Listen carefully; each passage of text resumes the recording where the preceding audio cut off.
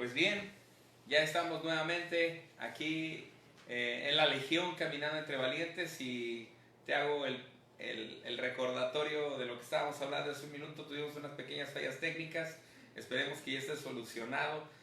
Recordamos que es una plática totalmente en vivo y normalmente siempre hay imponderables, hay siempre algún detalle que no podemos nosotros manejar, pero hoy damos la bienvenida a Paco, Lalo, y Paco nos estaba dando un pequeño aviso, y un aviso muy importante para ti que nos estás viendo, en lo que los demás se conectan. Paco. Así es, pues les comentaba yo, vamos a tener unos regalos, viene el Día del Padre principalmente, y queremos que cada versículo, bueno, los dos primeros versículos o los dos versículos de la primera plática que tuvimos de Caminando entre Valientes, las dos primeras personas que nos los manden en el transcurso de la transmisión del día de hoy,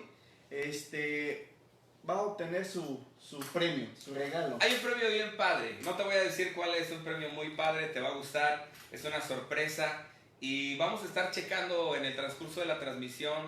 El equipo que está acá detrás de cámaras va a estar viendo cuáles son las personas que nos mandan puntualmente los dos versículos. Si tú has seguido nuestra transmisión va a ser muy fácil, muy fácil que lo puedas mandar inmediatamente, y durante lo largo de esta plática tienes la oportunidad de mandar tus dos versículos. Hay un regalo bien padre que te vamos a hacer llegar y vamos a estar quizás dándolo personalmente en la Legión, y nos encantaría que tú participaras. Entonces, si puedes invitar a la persona que está por ahí ausente, tu hijo, tu papá, incluso damos un saludo a todas las damitas que nos ven respetuosamente, nos da muchísimo gusto. Tenemos un gran público, Lalo, Paco, de damitas que fielmente están viendo nuestras transmisiones de la Legión, y pues sean bienvenidas porque también esta plática es para ustedes. Es una plática familiar que les va a edificar, y pues como cada lunes tenemos, Lalo, Paco, pues, el honor de contar con su presencia. Son tiempos hermosos, tiempos en donde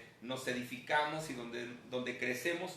Y hoy hay una plática muy desafiante, muy desafiante. Es una plática que te va a bendecir, y le pusimos por nombre Gigantes.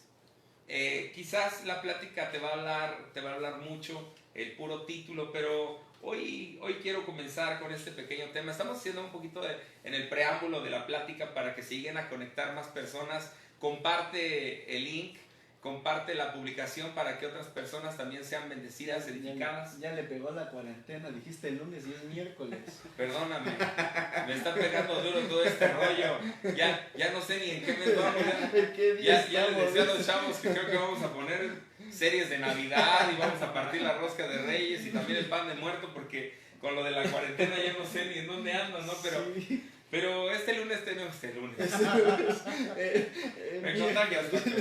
Este miércoles tenemos una plática muy padre. La verdad, en esta semana hemos estado preparando esta plática.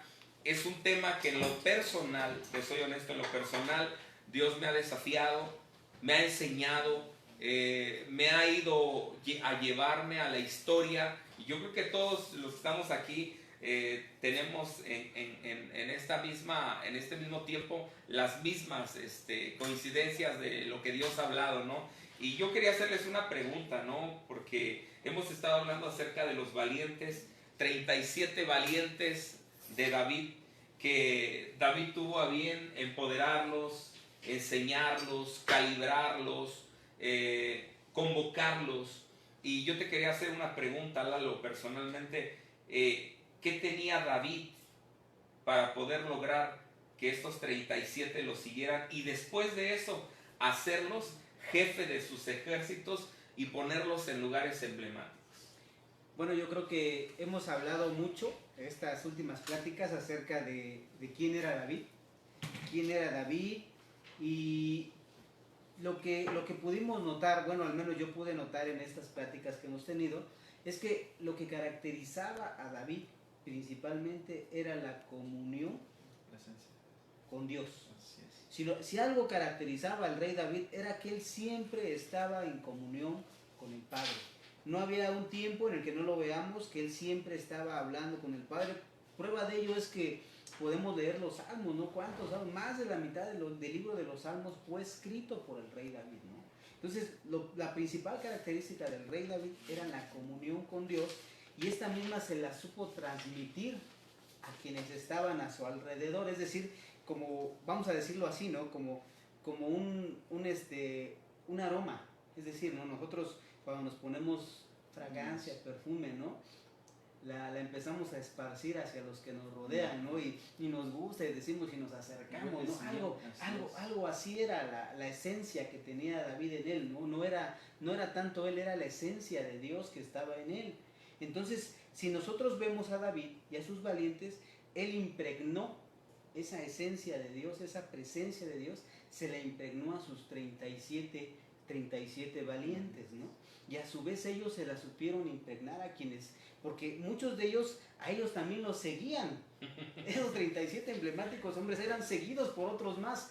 Detrás de ellos había otros más que los venían siguiendo. Y es que así es como podemos hablar nosotros de cómo va creciendo el ejército de Dios, cómo va creciendo, vamos a decirlo así, los valientes de Dios, con ejemplos de vida, ejemplos de comunión, ejemplos que nosotros debemos hoy tomar muy en cuenta, que si nosotros queremos ser eficaces en nuestro liderazgo, tanto en la iglesia como en nuestro hogar, en nuestra familia, con nuestra esposa, con nuestros hijos, tenemos que aprender a dar ejemplos, ¿no? Algo bien importante, lo que ahorita acabas de mencionar, es impregnar con ese aroma, impregnar con la esencia, la fragancia. David fue primero él fue impregnado por la presencia de Dios. Él fue un hombre emblemático que tuvo un toque especial de parte de Dios, y esa misma esencia la contagia, y la fragancia queda puesta en el corazón de los 37. Pero algo muy importante es que para que esta esencia de David, que David pudo haber transmitido a sus valientes, primero tuvo que haber habido quebranto. Para que salga lo mejor del ser humano tiene que quebrantarse. Dice la Escritura que él es la rosa de Sarón, y para que la rosa de Sarón pueda emitir la fragancia tuvo que haber sido hollada, quebrada, experimentada en quebranto, para poder emitir fragancia. Y algo que me llama mucho la atención que hablas ahorita es que David formó un ejército de 37 valientes de élite, maestros de guerra, especialistas en batallas. Y yo te quiero hacer la pregunta, así como David tuvo 37 valientes que fueron impregnados, que fueron copiada la esencia de David en ellos y formado un ejército increíblemente poderoso, también yo te quiero preguntar cómo es que la maldad y cómo es que hombres guerreros se levantaron en contra del propósito de Dios. Hablábamos hoy el tema gigantes, porque queremos hablar un tema de dónde surgen esos gigantes que se oponen a la voluntad de Dios, un grupo de gente de élite que se opone a que el reino de los cielos se extienda, y surgen gigantes en contra del ejército de Dios. ¿De dónde surgen estos gigantes, Lalo? Bueno, nosotros tenemos que entender esto, ¿no? La vida, vamos a decirlo así, de los seres humanos, el mundo, está en un conflicto. Es un conflicto establecido y hecho desde el principio de la creación, ¿no? Cuando el hombre fue creado y puesto en el huerto del Edén, ahí da inicio el conflicto, un conflicto espiritual, ¿no? Cuando vemos que la serpiente llega, tienta a la mujer y al hombre, a la pareja, la primera pareja, y ellos pecan, ellos cometen la desobediencia delante de Dios, y Dios dice unas palabras, le dice unas palabras a la serpiente, le dice: y pondré enemistad entre tu simiente y la simiente de ella, dice, su simiente, la simiente de la mujer, dice, te herirá en la cabeza y tú le herirás el calcañal. Entonces ahí empieza un conflicto, y como bien decía usted, pastor, hay un conflicto de hombres, de gigantes que se levantan contra el reino de Dios, pero de este lado también hay hombres que se levantan para defender y para luchar por el reino de Dios. Pero ahora, en la escritura, la palabra gigantes, la palabra valientes, tiene un origen, y ese origen es la palabra gibor, o giborín, no podemos decirlo ya aplicado. Y la primera vez que se utiliza la palabra gibor está en el libro de Génesis, en el capítulo 6. Si gusta, podemos leer el libro de Génesis. A ver, te voy a leer. El libro de Génesis, si tienes por ahí tu escritura y está a un ladito, puedes buscarlo. Génesis 6, del capítulo 1 en adelante, dice: y aconteció que cuando los hombres comenzaron a multiplicarse sobre la faz de la tierra y les nacieron hijas, los hijos de Dios, los ángeles caídos, los rebeldes, vieron que las hijas de los hombres eran hermosas y tomaron para sí mujeres de entre todas las que les gustaban. Entonces el Señor dijo: no contenderá mi espíritu para siempre con el hombre, porque ciertamente él es carne. Serán pues sus días 120 años. Y había gigantes en la tierra en aquellos días, y también después, cuando los hijos de Dios se unieron a las hijas de los hombres, ellas les dieron a luz hijos. Estos son los héroes de la antigüedad, hombres de renombre. Estos hombres, Lalo, por lo que tú me estás diciendo, nacieron de una relación no permitida, de una relación quizás de dos reinos diferentes, de un reino celestial y de un reino humano. Los ángeles, los hijos de Dios caídos, rebeldes, habla acerca de los ángeles que fueron expulsados a la tierra junto con Satanás, que vieron a las hijas de los hombres que eran hermosas y se allegaron a ellas. ¿Y qué pasó aquí, Lalo? Dice que nacieron hombres gigantes de ellos, hombres que comenzaron a corromper su corazón. ¿Quiénes son ellos, Lalo? Bueno, aquí tenemos que hacer la diferencia porque, por ejemplo, hay muchos estudiosos, hay muchas personas que hablan acerca de varias teorías acerca de quiénes eran los hijos de Dios, pero no hay mucho sustento. Algunos decían que pueden ser los hijos de Set, otros decían que puede ser los líderes religiosos de aquel tiempo, pero no hay evidencia de ello. Más bien se refiere a los ángeles caídos, como menciona usted.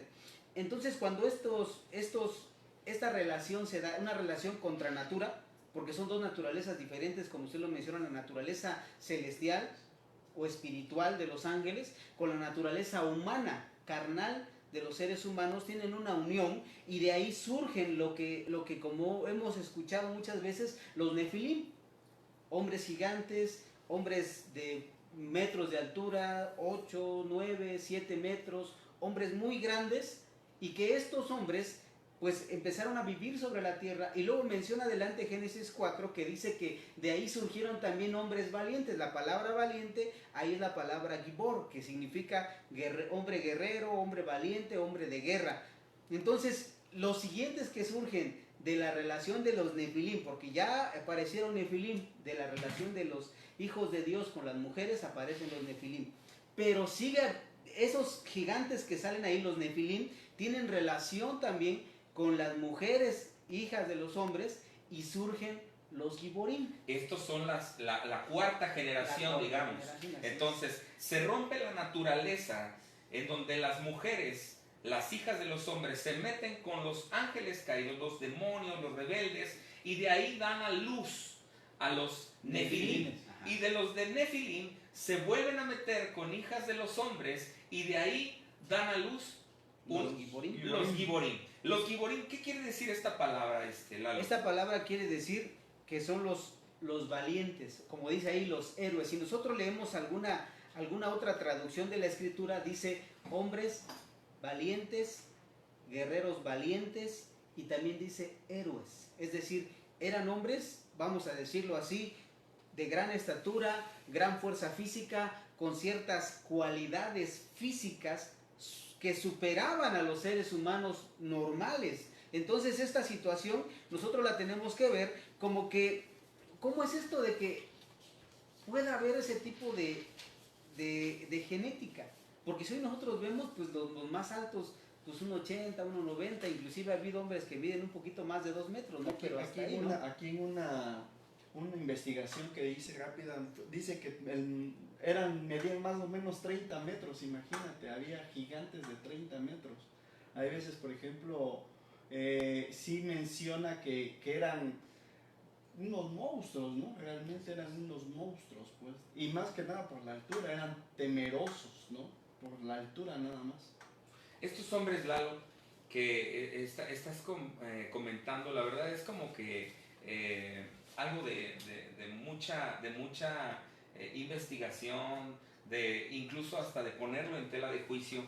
Pero la Biblia no se equivoca cuando dice que estos hombres que nacieron, los giborim, fueron hombres emblemáticos que gobernaban y que de alguna forma ejercían poder sobre la demás población, porque quizás abusaban de la fuerza física, porque abusaban quizás del poder. Entonces yo creo que estos hombres fueron, marcaron una dinastía, marcaron una diferencia. Quiero que me platiques esto. Sí, de hecho podemos decirlo de la siguiente manera, ¿no? Si nosotros leemos el libro de Génesis capítulo 6 versículo 11, ¿me lo podría leer? Sí. Para poder ampliar un poquito? En el 6:11 dice la escritura, si tú estás ahí en tu Biblia, te estoy leyendo la Biblia de las Américas y es un lenguaje muy, muy, muy claro, y no sé cuál estés teniendo tú, a lo mejor tiene la Reina Senta. Y la tierra, dice la escritura, y la tierra se había corrompido delante de Dios, y estaba la tierra llena de violencia. Y miró Dios la tierra, y aquí estaba corrompida, porque toda carne había corrompido su camino sobre esta tierra. Bueno, ahí en ese versículo da a entender mucho. La palabra que utiliza es violencia. Esta palabra en el original hebreo es la palabra Hamas. Esta palabra Hamas implica, si bien es cierto, violencia física, violencia emocional, pero también implica que se rompió el orden establecido por Dios. O sea, es decir, hubo una violencia, hubo un abuso, pero no nada más, vamos a decirlo así, físico, sino que era sobre todo en contra del orden establecido por Dios. Por eso dice que el Señor vio esto y dijo, no, yo tengo que raer al ser humano, raer a esos gigantes, raer a todos ellos de la tierra, porque estaban ejerciendo, como decía usted, una influencia muy fuerte en contra del reino de Dios. Y sobre todo lo que acabas de decir ahorita de la naturaleza, era contra naturaleza. Hay un pasaje bien bonito que viene a mi corazón en el libro de Romanos, que dice la escritura que Dios los entregó a pasiones desordenadas y a una mente reprobada, porque actuaban en contra de la naturaleza humana, dejando el uso natural. El uso natural. Y esta es una palabra que Dios castiga, que Dios reprueba totalmente, porque este libro de Romanos es un libro muy actual y es un libro en donde también hace referencia a la perversión que había en ese tiempo, como tú bien lo estás diciendo, ¿no? Estamos hablando acerca del tema de gigantes y te hago un poquito el preámbulo de lo que había pasado, de dónde surgen los gigantes. Lalo nos estaba hablando acerca del origen en el libro de Génesis 6, capítulo 1, versículo del capítulo 6 en adelante nos comienza a mostrar todo este capítulo, cómo es que nacieron los gigantes, hombres de guerra, hombres valientes, y nos hablabas de Nefilim y nos hablabas de Giborim. Ellos son un ejército que se levantó y que Satanás comenzó a usar este tipo de hombres para pervertir la tierra. Recordamos que hay dos reinos, así como hay un reino celestial de luz, hay un reino de maldad. Por eso Satanás fue expulsado del reino celestial, porque se corrompió su alma y se llenó de maldad. Síguenos hablando, Lalo, acerca de los valientes, cuéntame. Llegamos a este punto y vemos que Dios trae el diluvio, solamente se salva 8 personas, Noé y su familia, y terminando el diluvio, pasando el diluvio, se comienza a repoblar la tierra.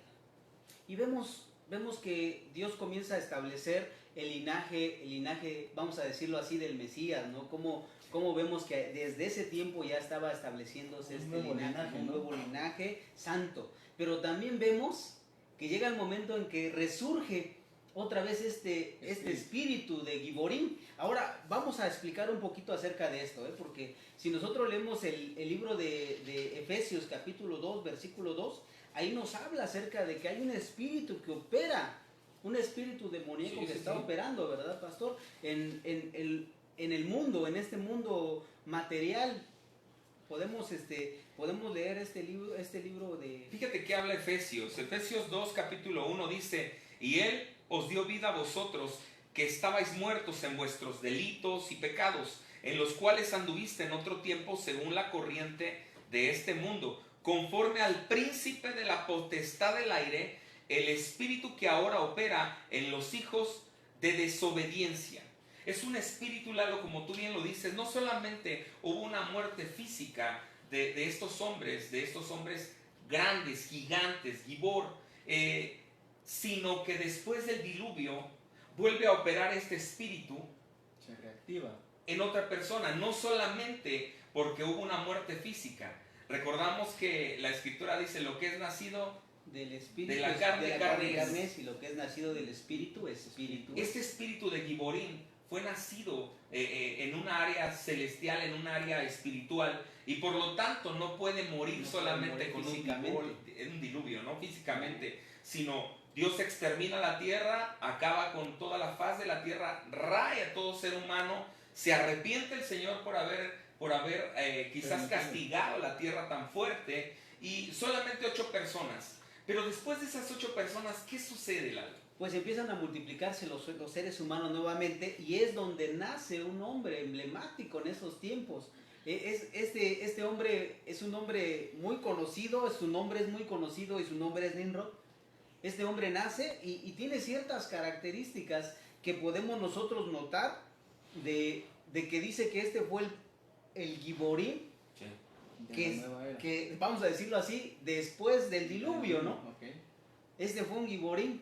Y dice que este hombre llamado Nimrod era un cazador poderoso delante de Jehová, dice. Ahí esa traducción como que no cuadra. Yo quiero que los que están leyendo la Escritura tengan un poquito más de claridad acerca de este pasaje, porque quien lo lee pensará que es un hombre, que Dios estaba con él y que se dedicaba a la caza de animales. Pero en la traducción original quiero que tú nos expliques, Lalo, cómo era este hombre, cómo era el espíritu que había en Nimrod. Fíjese, voy a mencionar la cita, es Génesis 10, versículo 8 al 11, donde se menciona a este hombre. No lo había mencionado, pero es Génesis 10, del 8 al 11. Miren, este hombre dice que era un cazador poderoso delante de Jehová. Bueno, cuando dice delante de Jehová, es que no es la traducción correcta. Yo leí varias versiones, como unas 4 o 5 versiones, y en todas parece que Dios lo aprueba. Sí. Pero en el original no. Era un hombre que se oponía, se anteponía a Dios. Es decir, como que él se levantó y se opuso a Dios, con ese espíritu de Giborim que estaba operando en él, un espíritu malo, inmundo que estaba operando en él. Y dice, era cazador. Cuando yo me puse a investigar, ¿qué cosa quiere decir esto de que era cazador? Yo pensé, bueno, animales, no a simple vista. Pero no. Este hombre era un hombre, vamos a decirlo así, malo, un hombre que operaba muy fuerte el espíritu inmundo en él. Y este hombre cazaba hombres. Este hombre, su deleite era la sangre, sanguinario. Otra vez, como leíamos hace rato, ¿no? Violencia. Ese verbo jamás, que quiere decir violencia, ¿no? Y por eso decimos que era un cazador de hombres, que se oponía, se anteponía a Dios. Y él llegó a establecer un reino muy grande. Acuérdense de Babel. Él estableció Babel y otras 4 ciudades, que al parecer esas 4 ciudades eran parte de Babel, eran parte de su reino, esas 4 ciudades. Este hombre operaba no solamente con violencia, no solamente, vamos a decirlo así, con hechicería, con ocultismo, sino también operaba a través de la manipulación. La Escritura dice que la manipulación es un espíritu de hechicería. Este espíritu de Nimrod que tú dices, quizás podemos verlo en muchas personas, Lalo. Para ser un gigante no se necesita la gran estatura, Lalo, sino se necesita tener un espíritu, como tú lo acabas de mencionar, cazador de hombres.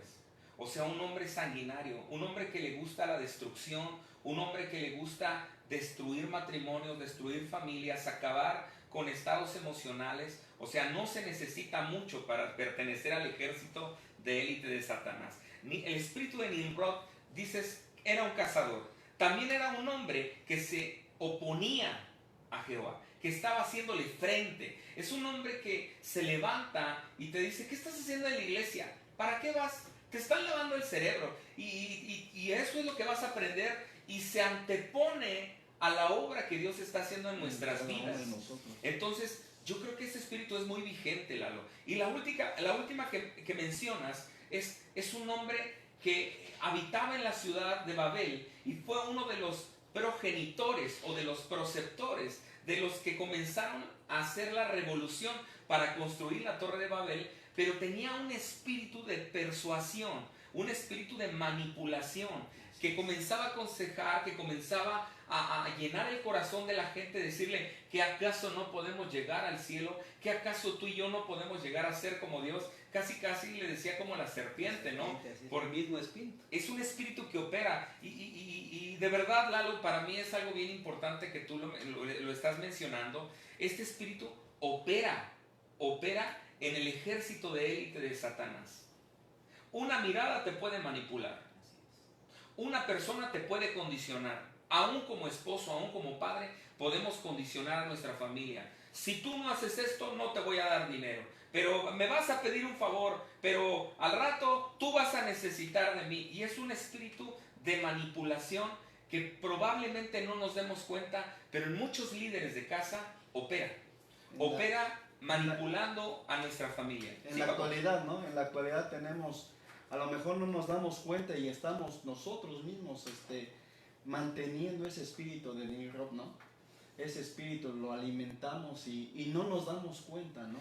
Qué importante es que nosotros entendamos esto, que es un espíritu, y nos mencionabas hace rato un pasaje, Lalo, que está en la primera carta de Juan, capítulo 4, versículo 2. Fuera de cámara estábamos platicando y lo quiero leer porque es bien importante. Tú hablabas acerca de que el espíritu de Giborim o de Gibor, después del diluvio, aparece con este hombre y mencionabas este pasaje que a mí me parece súper extraordinario.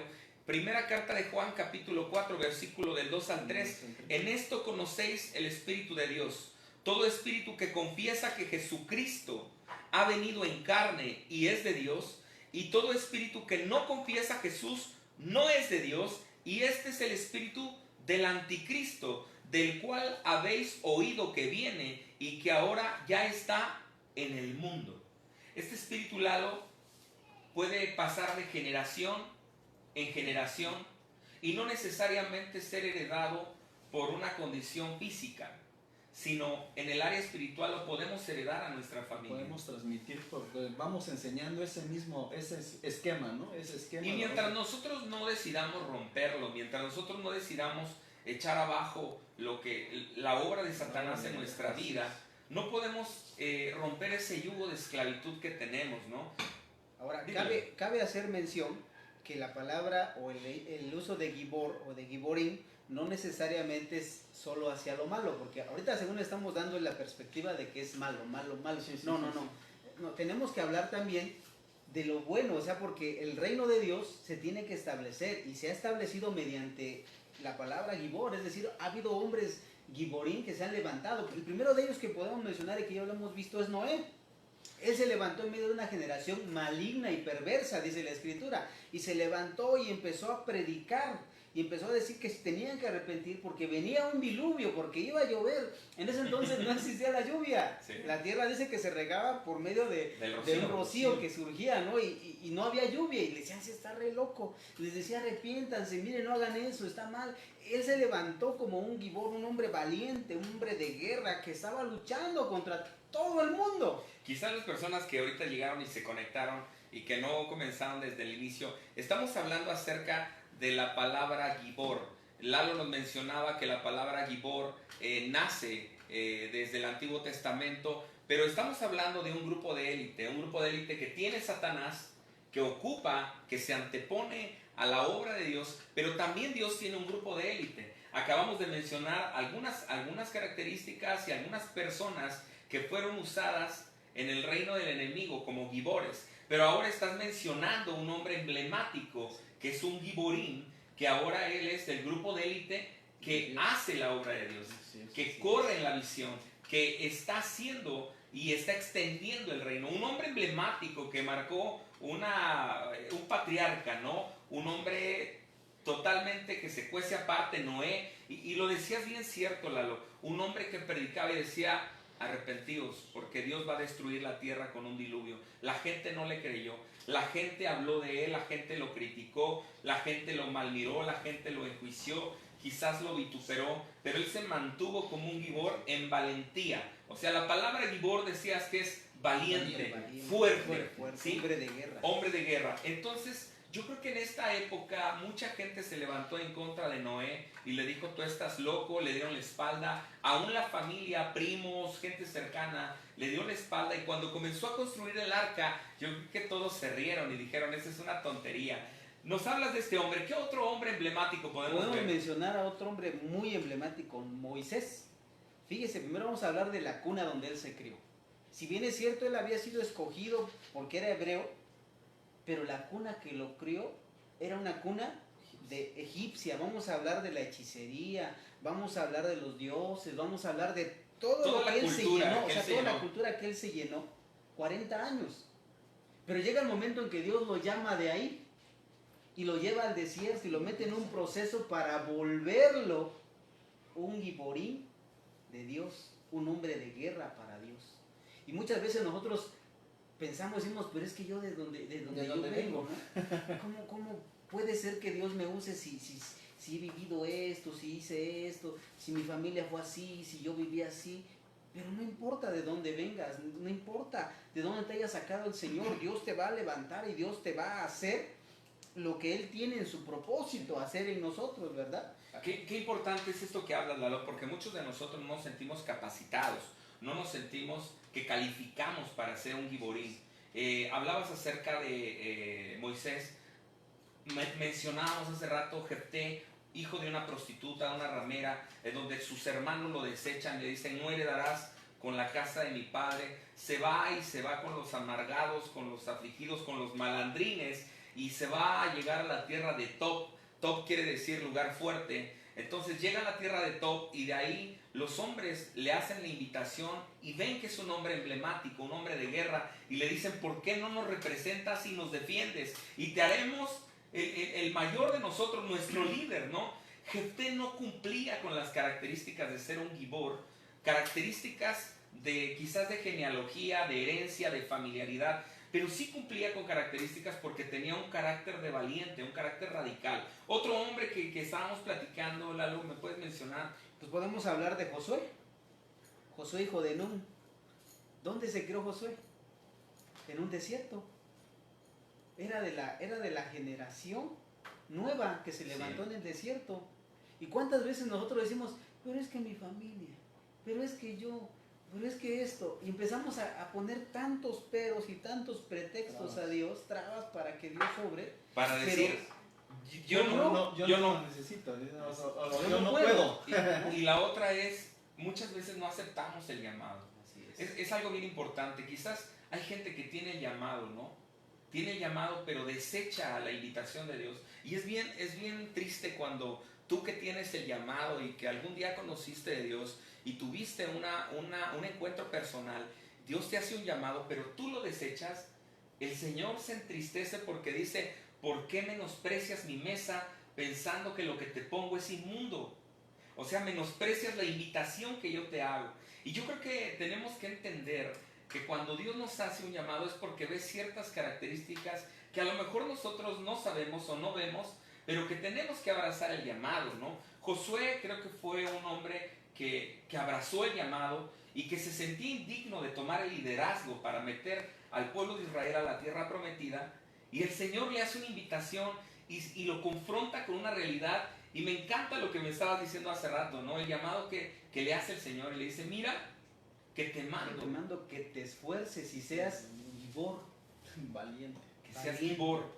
Acá cabe mencionar que lo principal que estos varones pasaron, los procesos que pasaron, pues fue para mostrar de qué estaban hechos, ¿no? Esa lealtad, todo eso que eran especiales. Y ellos no se jactaron de que eran menos, al contrario, se esforzaron y dieron lo mejor y le creyeron, se llenaron de fe, ¿no? Es importante eso, ¿no? Creerle a Dios, porque a lo mejor no nos creemos a nosotros, porque la Escritura dice que siervos inútiles somos, ¿no?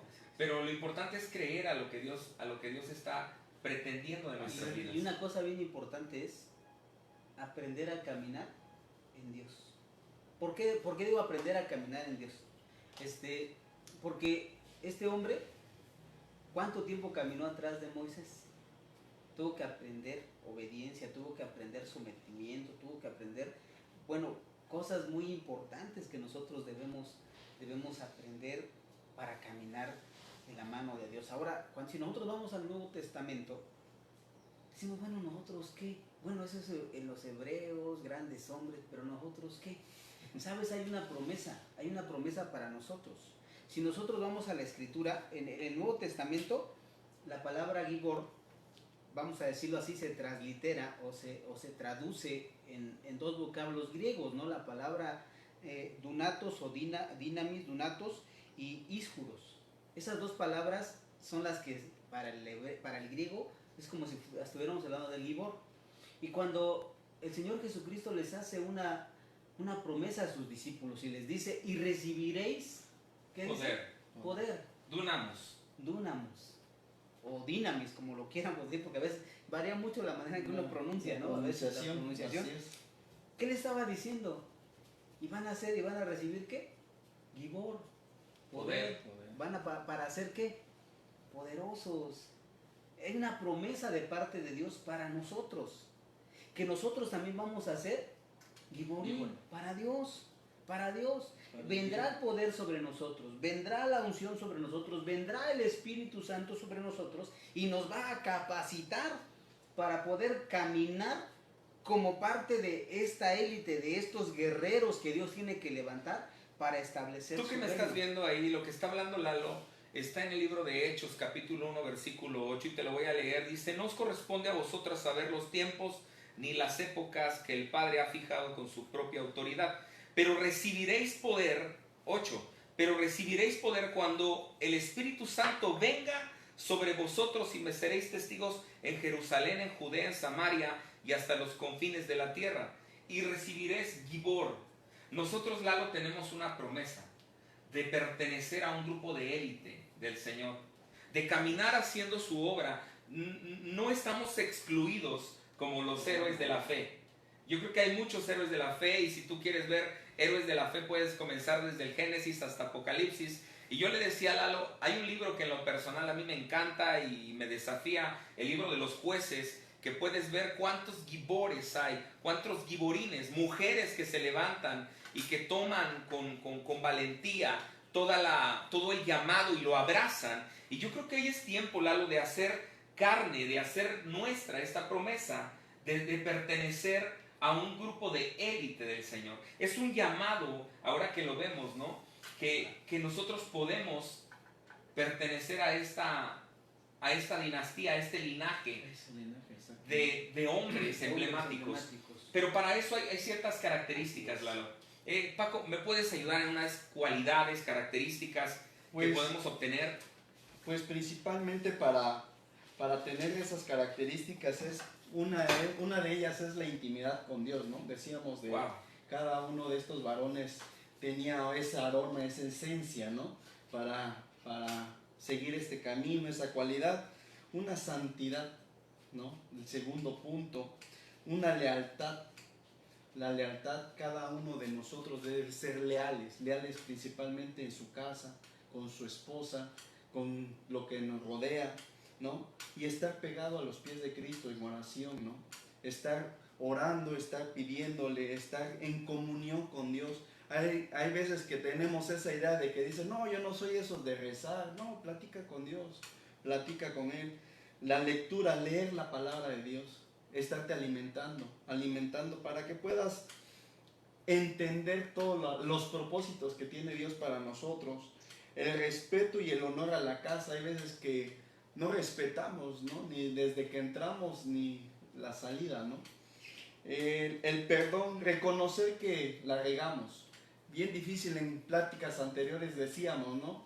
Que son cualidades que las íbamos mencionando. ¿Para qué? Para que podamos llegar hasta este punto a lo mejor y para futuros proyectos que tenga Dios para nosotros, ¿no? Aprender a hablar vida, siempre hablar, no muerte, ¿no? Hay veces que decimos, ¿no? Que me va mal, que no puedo, que no quiero y todo eso, ¿no? Dejar la comodidad, hay veces que nos manda el Señor a hacer algo y no queremos, ¿no? Hay veces que no se nos pega la gana, ¿no? y renunciar a nuestras, decía hace rato Lalo, ¿no? A cosas que no le agradan a Dios. Y las actitudes, ¿no? Actitudes dañinas para nuestra persona y para nuestra familia, ¿no?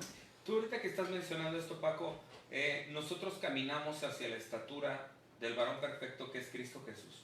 Y yo creo que no tenemos un personaje, no tenemos un ejemplo tan emblemático como el carácter y la vida de Jesucristo, que fue el máximo gibor, el máximo giborín al cual tenemos que seguir, porque a mí me encantaría seguir perteneciendo a este grupo de élite, de privilegiados, de hombres de batalla, de guerra, que la escritura misma lo dice: en el mundo tendréis aflicción, pero confía, yo he vencido al mundo.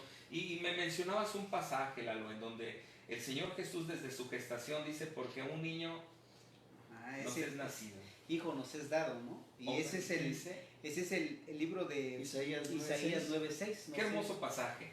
Y dice, porque un niño nos es nacido, hijo nos es dado, y el principado sobre su nombre admirable, consejero, Dios fuerte, Padre eterno, príncipe de paz. Desde ahí podemos ver la palabra gibor. Dios fuerte. Dios fuerte. Dios fuerte. Dios fuerte. Y yo creo que hoy tú y yo tenemos un gran desafío, que estamos aquí sentados, pertenecer a un grupo de élite. Tú decides.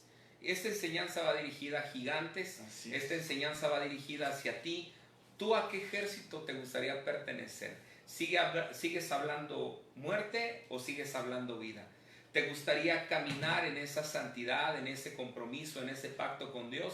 ¿O seguir llevando una vida mediocre, una vida pusilánime, temerosa? ¿O quieres ser de aquellos que se levantan? Nosotros no somos los que retrocedemos, sino vamos hacia adelante. Y hoy me encantaría hacer una oración contigo, y si tú has estado pasando tiempos de temor, tiempos de angustia, tiempos en donde quieres tirar la toalla, hoy te digo: Dios te ha llamado a ser un gibor, un giborín, un hombre de guerra, un hombre de élite, pero tienes que hacer un compromiso real con Dios. Yo te voy a pedir que cierres tus ojos ahí donde estás y vamos a hacer una oración. Y si tienes que pedirle perdón a Dios y pedirle perdón a tu familia, mira, eso marca una diferencia entre el hombre y el macho. El macho manda, el macho humilla, el macho solamente se dedica a pisotear, pero el hombre es el que reconoce sus errores. El verdadero hombre es el que se levanta y empodera a la familia y que abraza el llamado de Dios. Ahí donde estás, cierra tus ojos. Señor Jesús, en esta tarde yo reconozco que necesito de ti. Hoy yo te pido que me empoderes con tu Espíritu Santo. Yo reconozco que tú fuiste a la cruz, fuiste crucificado, muerto y sepultado. Pero hoy te entrego mi corazón, te entrego mi vida. Hazme un giborín, hazme un valiente, un hombre emblemático.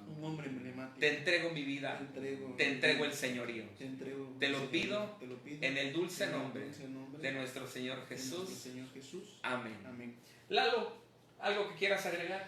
No, pues solamente a animarles, y quisiera leer un último versículo que está en el libro de Joel, capítulo 3, versículo 9 al 11. Hay un llamado para nosotros y te invito a que lo creas y a que lo aceptes.